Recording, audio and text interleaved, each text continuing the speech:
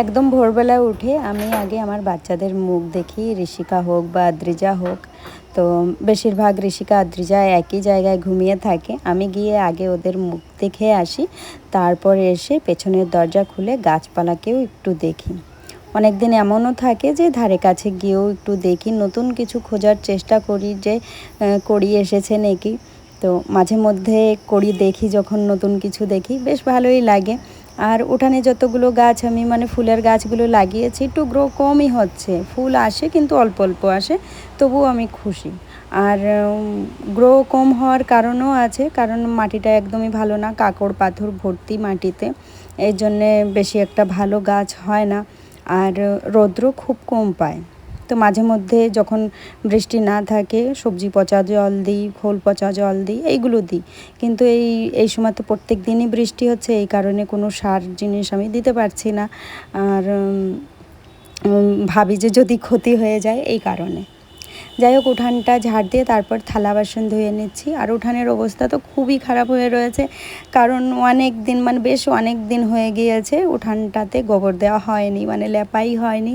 কারণ প্রত্যেক দিন বৃষ্টি হয়, আর কি করে লেপবো বলো তো? লেপলেই তো সেই লেপাটা নষ্ট হয়ে যাবে বৃষ্টি আসলেই, আর আমার খাটনির কোনো দাম থেকে যাবে না। প্রত্যেক দিনই আমি ভাবি যে আজ যদি বৃষ্টি না হয়, সুন্দর রোদ থাকে, আর কালকে সকালে উঠে যদি রোদ্দুর দেখি, তো আমি উঠানটা লেপেই ফেলবো। উঠানটা লেপলে যে কি ভালো লাগে। এমনি তো ছোটোখাটো উঠান, আর গাছপালা যেহেতু লাগিয়েছে, ফুল না হলেও সবুজ সবুজ ভাব আছে, ওটা দেখতেই ভালো লাগে, লেপে নিলে আরও ভালো লাগে। তো এখন এই যে থালা বাসনগুলো ধুয়ে নিচ্ছি। আজকে ঝুড়ি আনতে পারলাম না, কারণ ঝুড়ির মধ্যে এক গাদা আম রয়েছে। এখন তো আমের ছড়াছড়ি, গাছ থেকেও খুব আম পড়ছে, আর হাজব্যান্ডও কিনে এনেছে আম। তো বলেছে যেটুকু খাবে খাও, এরপর আম শক্ত দিয়ে দিও। তো শক্ত বলে না সত্য বলে আমাকে একটু কমেন্ট করে জানিও। আমি এখানেও সবার কাছে শুনি, বলে শক্তই বলে। তো আমার মনে একটু জাগে যে সত্য বলে না শক্ত বলে, আমাকে কিন্তু কমেন্টে জানাবে, ঠিক আছে, শুদ্ধ ভাষায় কি বলে। তো এটা আমার জানার ছিল, ভাবলাম যে আমি ইউটিউবে সবার কাছে শুনবো যে আম সত্য বলে না শক্ত বলে। যাই হোক, 2 থালা মতন আমি আম সত্য দিয়েছি। তো আরও বানানোর ইচ্ছা আছে। আর আজকে আমি আমার ঘরের এই সাইডটা, এটাকে একটা কোণও বলতে পারো। এখানে আমার যত ঘরের ফেলনা জিনিস সব কিছু থাকে, প্লাস এখানে বছরে একটা ফসল হয় সর্ষে, তার ড্রাম থাকে, চালের ড্রাম থাকে, গমের ছোট একটা আটার ড্রাম আছে। আর ওর এই ট্রাঙ্কটা নতুন কেনা হয়েছে, কারণ শীতের ল্যাপ কম্বল রাখার জায়গা ছিল না। কতদিন তো 2 মাস মতন চেয়ারেই রাখা ছিল ল্যাপ কম্বল। তো খুব খারাপ লাগতো, হাজব্যান্ডের একদম টাইম হতো না, তাই কিনতে পারছিল না। এই কয়েকদিন হলো এনেছে, সমস্ত যে শীতের জামা কাপড় কম্বল লেপ যা যা ছিল এর মধ্যে রেখে দিয়েছি। এখন বেশ ভালো হয়েছে। আমার শোকেস আলমারিতেও ওই যে গাদাগাদি ছিল, সেটাও কম হয়েছে। আর আমি এই জায়গাটা একটু গুছিয়ে নিচ্ছি। এমনিতে এই জায়গাটা বেশি একটা দেখায় না, কারণ আমি এই জায়গাটাকে একটু অন্যরকম করতে চেয়েছিলাম, কিন্তু এখন আর হচ্ছে না। এখন তো ট্রাঙ্ক রাখা হয়েছে, আমি এই জায়গাটাকে সুন্দর করে একটা ডাইনিং এরিয়া করতে চেয়েছিলাম, কিন্তু সেটা আর হলো না। কি আর করা যাবে, যা আছে তাতেই শান্তি পেয়ে নিতে হবে, কিচ্ছু করার নেই। তো পেছন সাইডের ওই জায়গাটাকে পরিষ্কার করে সব গুছিয়ে গাছিয়ে চলে এসেছি সামনের এখানে। মেশিনটা ঢাকা ছিল, মেশিনটা ঢাকা থাকলে যে কি বাজে দেখা যায়, একদম বুনো বুনো দেখা যায়। আমার এই ঢাকা ঢাকি তাঁবু দিয়ে ভালো লাগে না। আর এমনিতেও যখন বৃষ্টি হয়, ছাট এসে এসে মেশিনের যে প্লাইটা আছে ওটা দেখছি যে একটু ফুলে গিয়েছে। তো ভাবলাম এই সাইডে রেখে দিই। এখন তো খুব বেশি সেলাই করি না, অল্প স্বল্প করি, তো এখানেই বসে করে নেব। আর ওই বৃষ্টি আসলে ঢাকাঢাকির সিন থাকবে না। আর এই টেবিলে ঋষিকার বই খাতা সব রাখা রয়েছে, এই পুরনো বই খাতা রাখার আর কোনো জায়গা নেই এই জায়গা ছাড়া।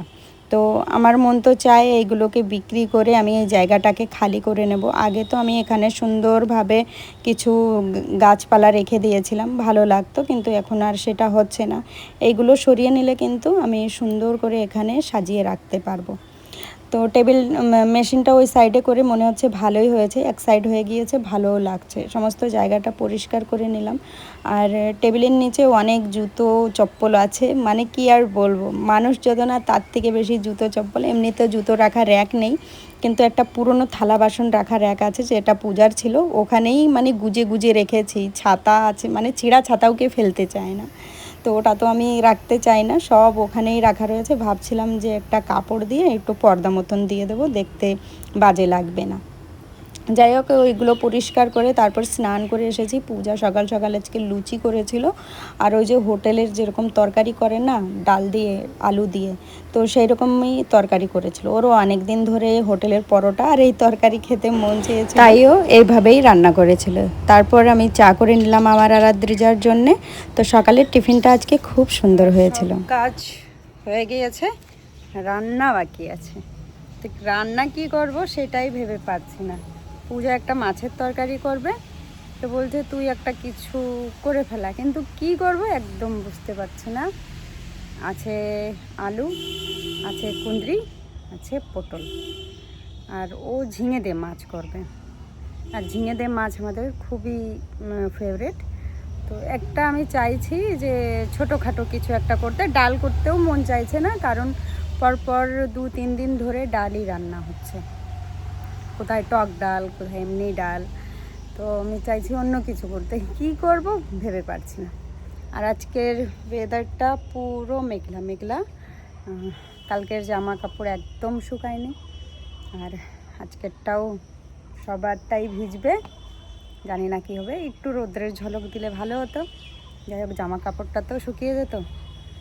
তো ভাবছি মনে মনে, ইউপি থেকে একটু ডাটার বীজ এনেছিলাম, আর হাজব্যান্ডও কিছুটা ডাটার বীজ এনেছিল, নিচে বুনিয়ে দেওয়া হয়েছে। তো খুব বেশি হয়নি, একদম হালকা পাতলা করে হয়েছে। তো ওখানেই দেখছি 2-3টে মানে একদম টিন করে বেড়ে উঠেছে কয়েকটা ডাটা। ভাবছি ওখান থেকে নিয়ে তারপর চচ্চড়ি টাইপের কিছু একটা করে ফেলি। তো যাই, সেটাই তুলব। তো চলো, ডাটাগুলো তুলে এনে তারপর রান্না করব। আর আজকে উনুনে রান্না করব না আমি, কারণ হচ্ছে সিম্পল একটা কিছু একটা করছি, তো করবো তো ফালতু আর উনান জ্বালানোর ইচ্ছা নেই। আজকে আমসত্ত্ব জাল দিতে হবে, আর আমি 2টো আমসত্ত্ব বানিয়ে রেখেছি, চলো দেখাচ্ছি। যবে থেকে বানিয়েছি রোদ পাইনি, কিন্তু মনে হচ্ছে পুরো শুকিয়ে গিয়েছে, সেই রকম মনে হচ্ছে। তো আমার দিদা বলেছে, চলো তোমাদেরকে আমসত্ত্বটা দেখাই। আর দিদা বলেছে যে আমসত্ত্ব খুব মানে যখন জাল দেবে খুব সুন্দর করে জাল দেবে। আমি যখন জাল দিয়েছি সেম এরকম কালার হয়ে গিয়েছে, মানে পুরো শুকিয়ে গিয়েছে, এর মধ্যে কিন্তু একটুও জল মানে জল টাইপের কিছুই নেই। তো এটা যদি 2-3 দিন বা দিদা তো বললো যদি 1 সপ্তাহ রোদ না ওঠে এই আমসত্ত্বর কিচ্ছুই হবে না। তো এর মধ্যে আমি কোনো চিনি লবণ কিছুই অ্যাড করিনি, শুধু আম দিয়েই করছি, আমার ওটাই বেশি ভালো লাগে। আর এইভাবে হালকা পাতলা ন্যাকড়া দিয়ে ঢেকে দিয়েছি, কারণ হচ্ছে মাছি তো উঠছেই, সব থেকে ঘেন্নার জিনিস হচ্ছে মাছি, এজন্য এরকম ঢেকে দিয়েছি।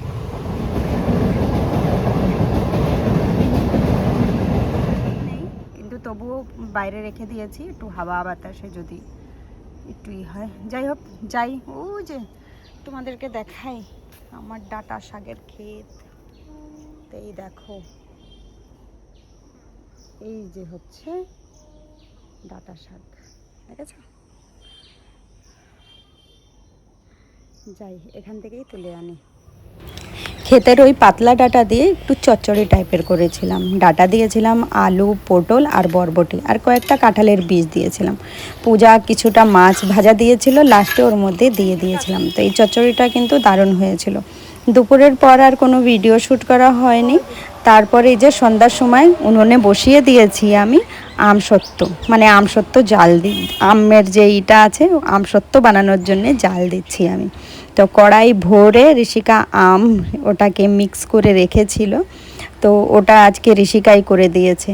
আমি গ্যাসে রান্নাও বসিয়ে দিয়েছি, ডিমের তরকারি করছি, আর ওইদিকে আমসত্ত্বটাও জাল দিচ্ছি। বারে বারে নাড়াচাড়া দিতে হচ্ছে, যেহেতু উনুনে বসিয়েছি, থেকে থেকে জাল বেশি লাগছে, নিচে ধরে গেলে আবার কেমন একটা গন্ধ হয়ে যাবে, যার কারণে আমাকে দুদিকেই সামাল দিতে হচ্ছে। এইদিকে ডিমের তরকারিটাও সুন্দর করে রান্না করতে হচ্ছে, ওইদিকে আমসত্ত্বটাও মানে আমসত্ত্ব দেওয়ার জন্য আমটাকেও জাল দেওয়া হচ্ছে।